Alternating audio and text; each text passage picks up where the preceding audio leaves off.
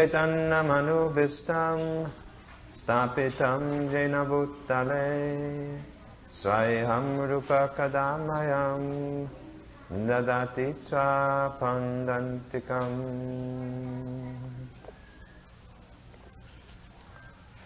Last weekend we spoke to you about dovetailing or utilizing everything for Krishna. If you recall, I asked one lady how she would help her child to be Krishna conscious. And she gave some answer. So I promised that this weekend I would be asking for each of you to tell me how you can make your lives Krishna conscious. What you could do within your own home, family, or other situation to connect it with Krishna. So I want to hear some questions. I said to you, you please ask me some questions about your own personal situation and how we can make it Krishna conscious.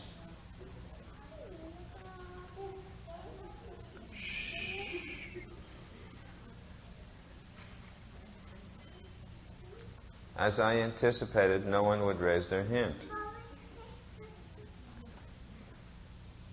Do you understand my question? I'm asking how, in your own lives, you can connect your lives with Krishna.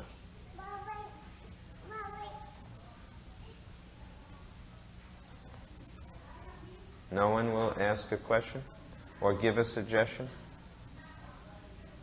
Yes. Well, the way I deposit my money in the bank to get a high interest, I will deposit my good samskara in my child to get high yield of samskara from them. You are saying that just as a person will deposit money in the bank to get a high interest rate, but so far I know these days the banks do not give a high interest rate. So there is a problem with your analogy.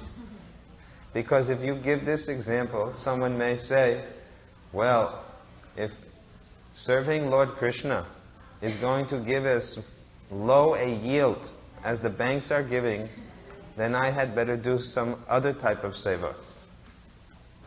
But I think that your meaning is quite all right. The idea is that just like your own example is very nice, for those of you who do not know, you can introduce yourself. Perhaps you do not know him yet, but we know him very well. Because whatever relief we get from the cool weather in this temple room is due to Mahesh. He is responsible for all the air conditioning in our community, in our temple and halls, because his business is air conditioning. So he feels that he can utilize his skill in Krishna's service.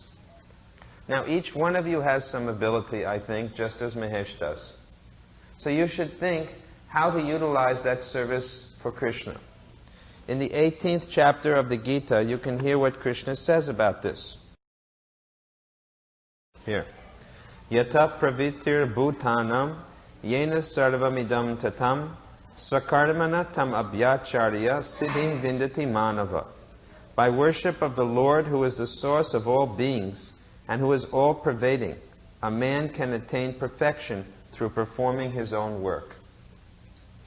You're supposed to use your own work in worshipping the Lord. Just like Arjuna. What is Arjuna's work? He's a Kshatriya. He's a fighter. Did he use his fighting skill in Krishna's service? Yes or no? Yes. Did Krishna tell Arjuna, don't be a fighter, be a Brahmin? No. Why not? Because Krishna says in the next sloka, Shreyan sadharma viguna paradharmat svanustitat sabhava niyatam karma kurvan apnoti kilbisam. It is better to engage in one's own occupation, even though one may perform it imperfectly, than to accept another's occupation and perform it perfectly. Duties prescribed according to one's nature are never affected by sinful reactions. Now we will ask this question. If Arjuna does the work of a Brahmin, is it right, or should he do his job as a Kshatriya? Kshatriya, right? He's Kshatriya.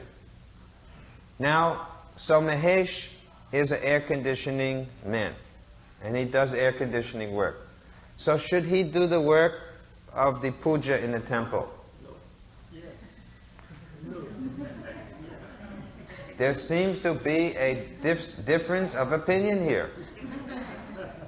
A Vaishnava may do anything. Ah, what, Mahesh? Should a fisherman quit his business and do puja instead of fishing? Oh, now we will take this up one by one, because a number of interesting points have been raised. Mahesh has also asked. First, Gadadhar Prabhu has said that he can do the puja also, because the puja is the activity not only of a Brahmin but a Vaishnava. And a Vaishnava is above all of the varnas and ashramas. His designation is beyond those. But Mahesha has, we will speak on that. But Mahesh has also said, what about a fisherman? Should a fisherman give up his fishing business and also do puja? So let us take each point separately. First of all, we have to understand what is the difference between a Vipra, a Brahmin, and a Vaishnava. A Vipra, what? What does a Vipra mean? A learned man. So what is the definition of learning?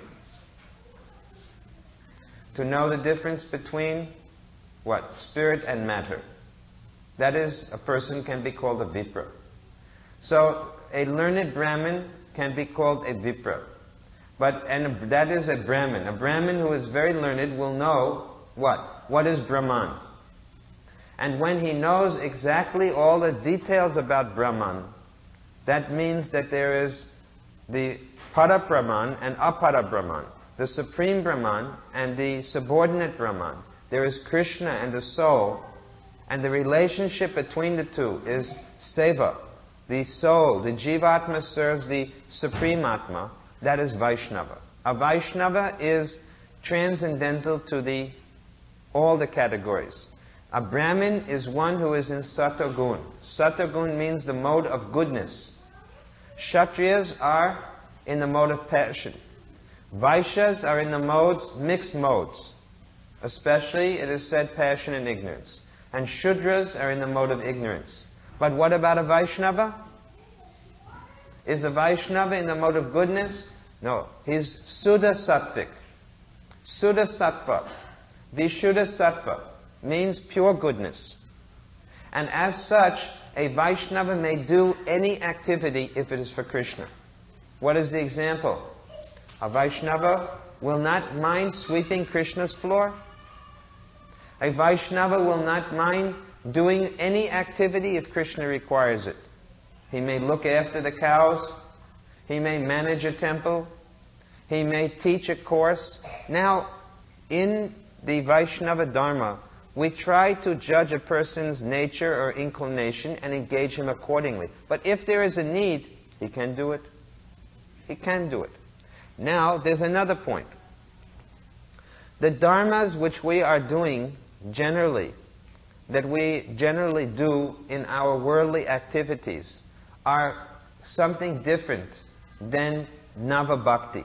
Nava-bhakti means Shravanam, Kirtanam, Vishnu Smaranam, Padasevanam, Vandanam, Archanam, Dasyam, Sakyam, Atmanivedanam. Archanam is one of these. Worship of the deities is one of the 9 processes of pure devotional service. They are all spiritual and eternal and transcendental. Whereas the other dharmas, Brahmin Dharma, Kshatriya Dharma, Vaishya Dharma, Shudra Dharma, the Dharma means the duties or activities of a intellectual, of a administrator, of a merchant or farmer or of a worker, these are temporary duties. They last as long as our body lasts. But whatever kind of body you get, you are meant to do hearing, chanting, remembering, serving the lotus feet, offering prayers, bowing down, offering friendship or service, offering friendship, and finally surrendering everything. These are eternal activities irrespective of whichever ashram or varna you are in. Whether you are a grihastha, or a brahmachari, or a sannyasi, or a vanaprastha, are you told to chant Hare Krishna? Yes. Whether you are a Brahmin, Kshatriya, Vaishya, or Sudra, should you chant Hare Krishna? Yes. So this archanam is meant for especially those who are twice born. Srila Prabhupada, now, there are many ways of understanding twice born. I will say it in a different way. The Vedic literatures are very, very broad and large, and they give many instructions. I think it would be very hard for anyone sitting here to read all the Vedas. In every age, throughout history, God sends great persons who are called acharyas. Now the word acharya has three different meanings. One means he who teaches by an example, by his example. In that sense, we can all be acharyas. We are meant to teach not only by word, but by action. So we can all be acharyas in that sense. We should try to be acharya. Yat acharati shresttas. Bhagavad-gita says to show by example. Then second acharya means someone who is an initiating guru or a teacher. He can be called acharya.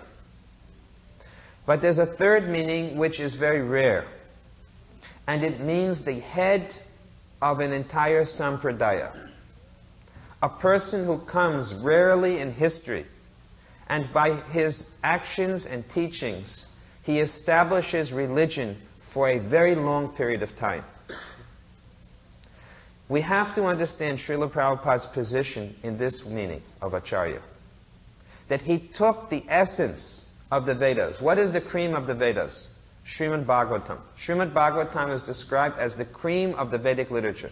The Vedas are like milk. Milk sustains life. You can live. A baby lives simply by drinking milk. So the best part of the milk, or the richest part of the milk, is the cream of the milk. So if the Vedas are like the milk, Srimad Bhagavatam is the cream of the Vedas. The best and thickest and sweetest part. Srila Prabhupada understood very well. He was sent by Krishna to establish the Vedic culture for the modern world. His job was not simply a small job. We should not think of Prabhupada as one or typical of many different sadhus, etc. His position is unique. Prabhupada personally told me that his books would be considered the spiritual law books for the duration of this age of Kali. He told me this. He said, these books, you will see, the history will see that these books will be regarded as law books. And now already it is happening. In our ISKCON society, at least, when we have to settle any point of contention, the only solution is to consult Prabhupada's books. That's the one source that everyone in ISKCON will accept as the authority. Now ISKCON will gradually increase in importance. Prabhupada told us that as this age progresses, the other religions will gradually prove incapable of purifying their followers. Whether it's the teachings or the followers not following the teachings, but gradually other religions, he said, will diminish in their importance. He was not discrediting them by saying so. He was not speaking ill of them. He was saying that their followers will stop following. And he said, gradually, there will be one religion in the world, and it will be this Krishna consciousness. Now you can say fanatical, you can say it was fanatical. I don't find that Prabhupada was fanatical. I think it was prophetic. Prophetic means prophecy. His point was very simple, that gradually it will be very hard to follow all the small little rules and regulations and of rituals. So, what will be followed in the Vedas will be the practices which have been established here as you see them in the Krishna consciousness movement. So, why am I saying all of this? To make a point. Who can do puja? Because that was my original point. Prabhupada gave a system of initiation. The first initiation he gave Harinam. Now, his Guru Maharaj also did this. And his Guru's Guru did this. But when they gave Harinam, it was not done in a formal way. It was done less formally. The disciple would come and they would give. But Prabhupada arranged a yagna. And so many other things. Why? To make it an actual ritual in which the participant would feel something big is happening. My life is changing. I'm entering into a new life. Why is it necessary? Because previously people were more advanced. When they came to a guru, when he gave them the mala, the japa beads, the chanting beads, and he gave them the harinam, they knew what it meant. Now, if you do it in such a simple way, people will take it seriously. So Prabhupada created a whole system. And he called this first initiation. And he said a person should chant for a minimum of 1 year. He said 6 months. In fact, sometimes he gave it immediately. But he told us not to do that. Because we could, hey, what happened? I'm going to, don't worry, oh, don't cry. You want to go to your mother? You want to go to your mother? Jupiter? Okay, go ahead. There he is, over there.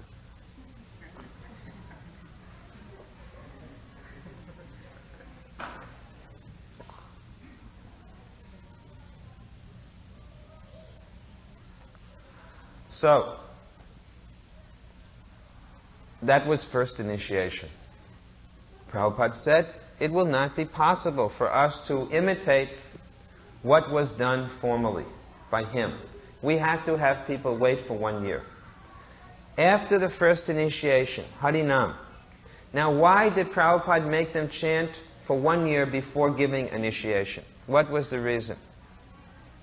What do you think was the reason?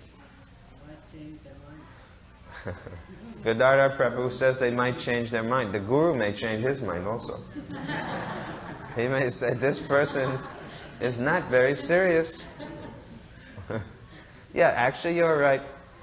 Because in the first year, the disciple, the person who is expecting to get the first initiation, he has 1 year to see, to test himself, to see if he can keep the determined vow that I must chant 16 malas every day. Now this is the next thing. On our japa beads, we have 108 beads. And you must chant the full mantra on each bead. And all the way around. It takes somewhere between 6 or 7 and 10 minutes, depending upon your practice. This is called 1 mala. And 16 malas will take from, say, 1 hour and 45 minutes to 2.5 hours. So this has to be done every day. But when Prabhupada began, what did his Guru Maharaj instruct? 64 malas. 8 hours a day of chanting. When Prabhupada first came to America, he said 64 malas. Nobody could do it. Then finally, Prabhupada said, all right, 32 malas. You're expecting so many people? The ocean is, I'm going to get inundated. Ah, very good. Then Prabhupada said, all right, 32 malas. Still they could not do it. Then finally he said 16 malas. 1/6. And that's all, not less. No, he never said not more. But he said not less. Sometimes he said not more, but generally 16 malas. Now, then you may say, that was possible, now we may have to reduce it. We can't do that. Why? Because we're not acharyas. Only an acharya can do this. Only an acharya can judge, for the sake of the whole world, how they can become free from pap. or sin. We don't have such a deep vision that we can make such a statement.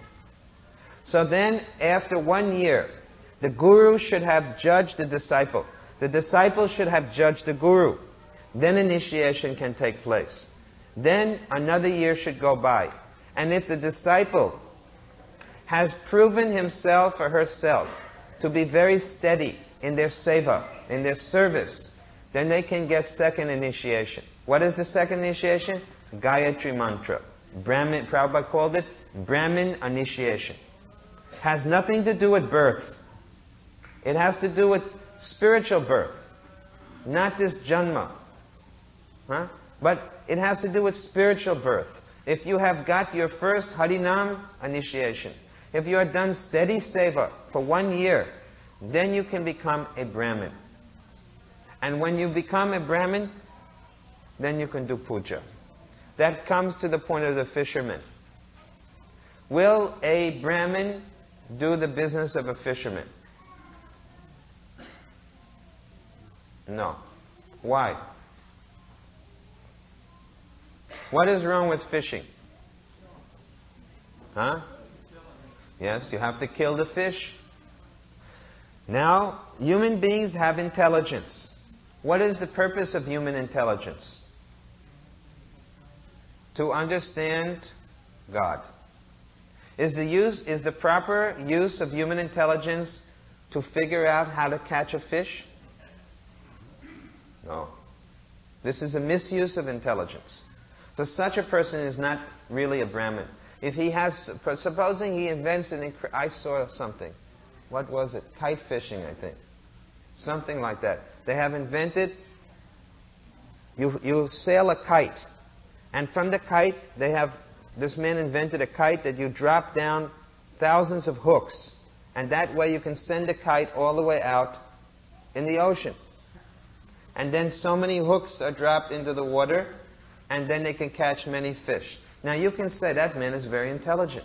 But is that the intelligence of a Brahmin? No. That is the point. So you can see there are many great scientists in the world. Powerful scientists. They invent, a cure for some difficult disease to cure.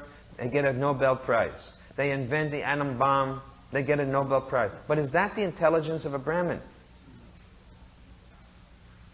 The intelligence of a Brahmin is to understand Brahman, to understand spirit, not to simply be an intelligent atheist.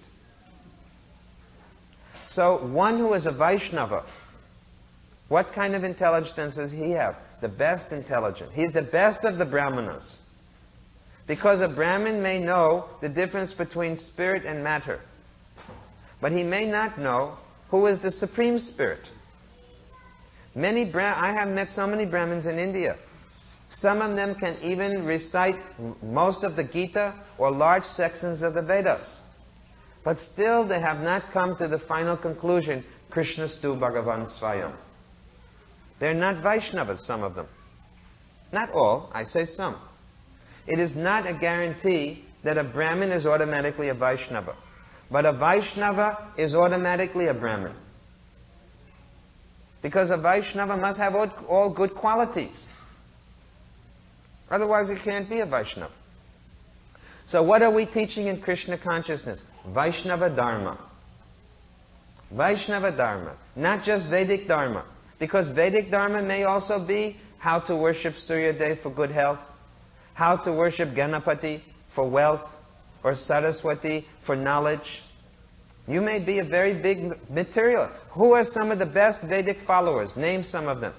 Ravana, Hiranyakasipu. You know how good Ravan was, a very big follower. Ravan was a very big follower of the Vedas. Shishupal.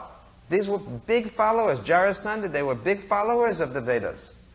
They did yagnas all the time. They were very learned and knowledgeable. But they were not at all Vaishnavas. So just to follow Vedas in itself is not our goal. Krishna says to Arjuna in the Bhagavad-gita, don't become confused by the flowery words of the Vedas. Trigunya Vishaya Veda, Nistrigunya Bhavarjuna. You have to rise above the three modes of nature, which are most of what is mentioned in the Vedas are for the three gunas. For those in the mode of goodness, do this. For those in the mode of passion, worship this demigod. For those in the mode of ignorance, worship goddess Kali. So many different Vedic instructions are there for those in the modes of goodness, passion, and ignorance. And what does Krishna say? Nistrigunya Bhavarjuna. Get above these three gunas. Come to the transcendental platform of devotion to God. This is called Vaishnava Dharma. This tilak, it symbolizes one who is Vaishnava. And there are 4 Vaishnava Sampradayas. You see? Brahma Sampradaya. This Brahma Sampradaya, Rudra Sampradaya, Shri Sampradaya, and Kumar Sampradaya. We are in Brahma Sampradaya. This line that we are coming in ISKCON is in the Brahma, Madhva, Gaudiya Sampradaya. Brahma means Lord Brahma. Krishna spoke to Brahma. Tenhe Brahma Hridaya Adi Kavaye. Krishna instructed Brahma into the heart, his heart. Then the next person, Brahma, Madhva. Actually, the line is from Brahma, Krishna to Brahma. Brahma to Sri Narad. Narad Muni to Vyasa. And Vyasa to Madhva, Madhvacharya. A great Acharya in the line of this line. And then it came through so many followers of Madhvacharya, and finally to Sri Chaitanya Mahaprabhu. So, Brahma, Madhva, Gaudiya. Gaudiya means Lord Chaitanya's followers. And this is our Sampradaya. One who has no Sampradaya is lost.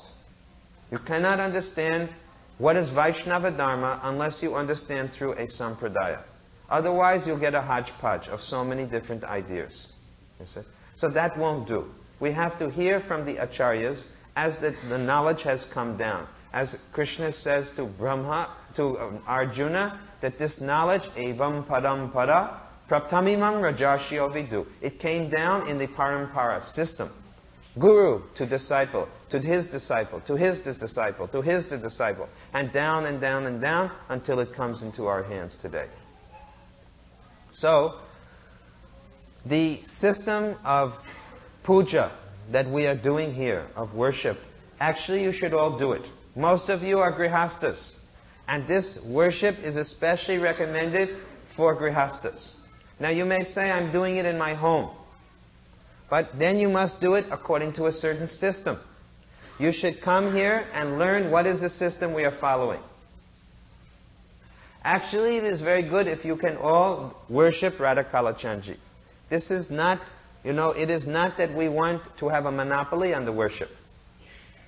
All of you should one day get your first initiation, and then get second initiation, and then on Saturdays or Sundays, as is convenient to you, you come and you can do the arati ceremony. Then Sukhananda will no longer be called Sukhananda. He will become unhappy because you will have taken his place, but actually he'll be very happy. He'll be very happy. He wants that. You see? And Radha Kalachandji will be very happy. They've been standing there very patiently waiting for all of you. You see? They're all waiting. They're saying, here are my children.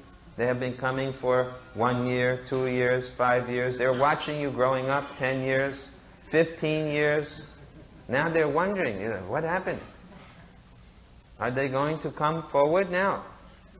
Or are they going to remain like young children? Radha Kalachandji, very patient. You see how many nice clothes they put on just to attract you? They're doing their best. They're working so hard to attract you.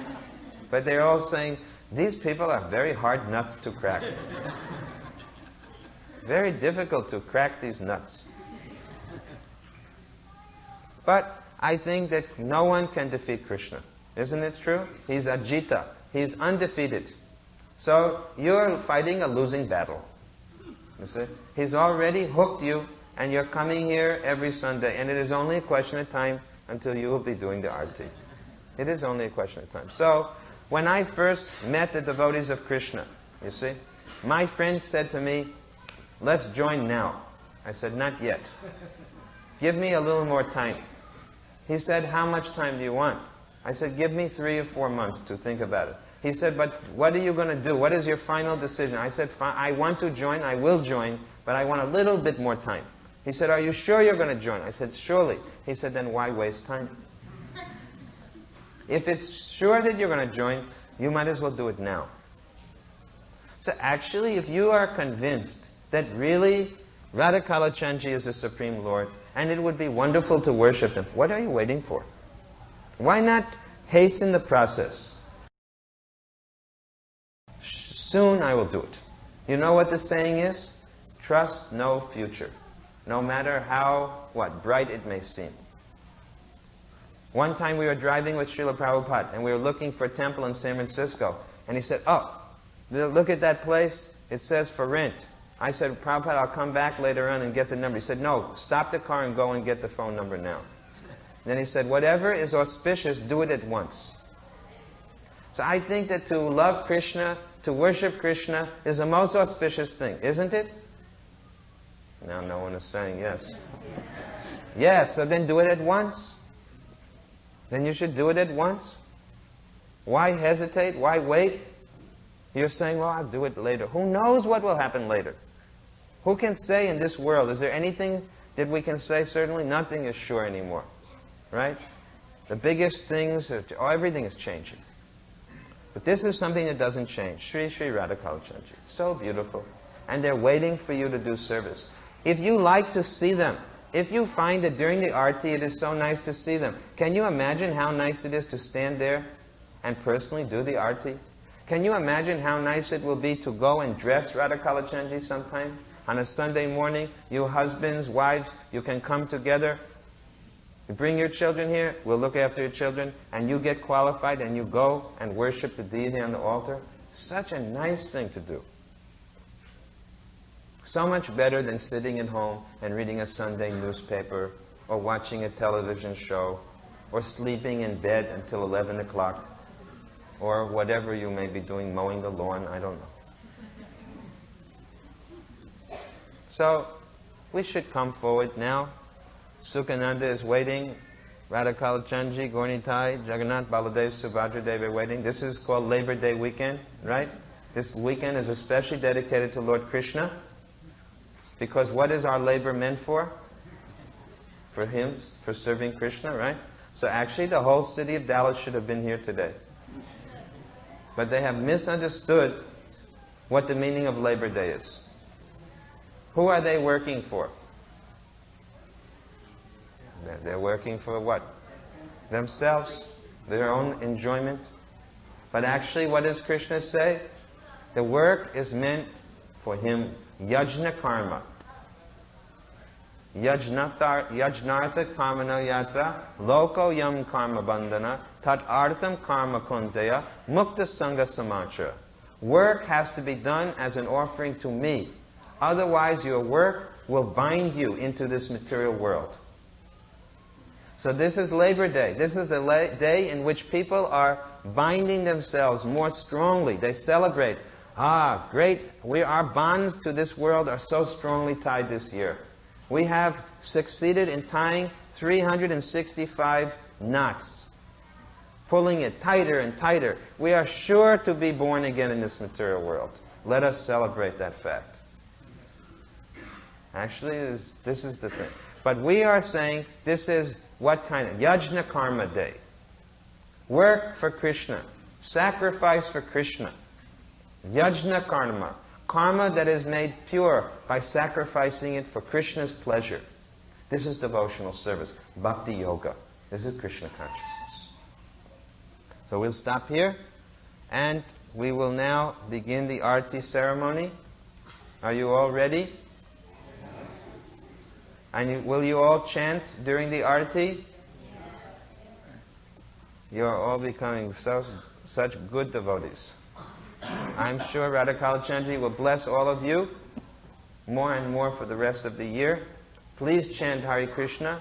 If you have not got your japa beads at home, how many people are chanting on japa mala every day? Raise your hands.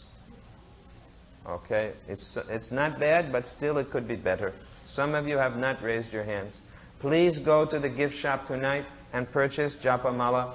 It is not very costly. And at least begin from today onwards to do 1 or 2 malas every day. Here is one question we will answer.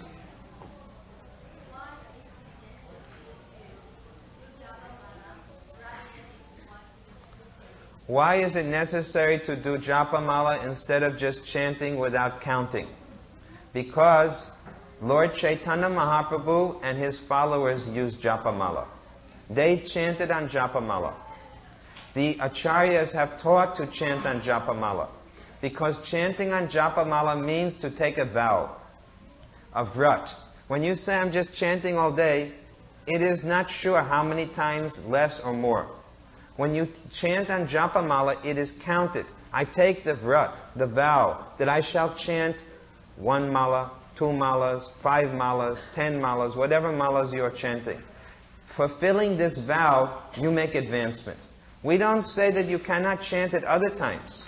We don't say that you should only chant on Japa Mala, but you should take a vow and at least fulfill the Japa Mala chanting. Another thing is that chanting on the Mala gives your hands something to do while you're concentrating. Mostly I see the people who don't chant on Japa Mala, they say, I'm chanting all the time, but generally they don't sit down for chanting and only chant. They chant when they're driving or when they're talking or walking or thinking. But chanting on the Japa Mala is something different. It is meditation. It is dhyana. You see, it is a form of dhyana or meditation. It is sitting down and fixing the mind on the holy name and hearing the holy name very clearly, and then counting. I have done it this time, this time, this time, again and again and again. And when you do that, it gives the touch. Another thing is, what is the japa beads made from? Tulsi mala. Tulsi mala. So, sadhu sangha. We have to associate with a saintly person. Who is more saintly than Tulsi Devi? And you can personally touch her again and again. And this makes you feel so purified. So there's so much advantage to chanting on Japa Mala. It is very beneficial. Now, we will do without the Japa Mala, because this is next thing is, that is called Japa, and the next thing is Kirtan. Kirtan means when we all chant together. And there's something even bigger than Kirtan. What is that? Sankirtan. What is Sankirtan? When you go all together into the public and get the public to also chant. That we do on the weekend. You can join us sometime and see what it is like. But for now, we're going to do Kirtan. How loudly should you chant Japa? Very softly. When you're doing Japa, it should be soft chanting. What about when you do Kirtan? How loud? Very loud. And how sweetly? Very sweetly. So you can chant as loud as your voice remains sweet. Okay? Is that all right? Now everybody's satisfied. We don't want screaming, we want sweet singing. All right? Hare Krishna. Everyone chant. Hare Krishna. Hare Krishna. Krishna Krishna. Hare Hare. Hare Rama. Hare Rama. Rama Rama. Hare Hare. Sri Sri Radha Kalachandji ki. Sri Jagannath Baladev Subhadra Devi ki. Sri Sri Gaur Nitai ki. Srila Prabhupada ki. Gaur Bhakta Vrinda ki. Gaur Premanandi Hari Hari Hari Bo. Now we shall request Dhiro Datta Prabhu to lead us in the Kirtan.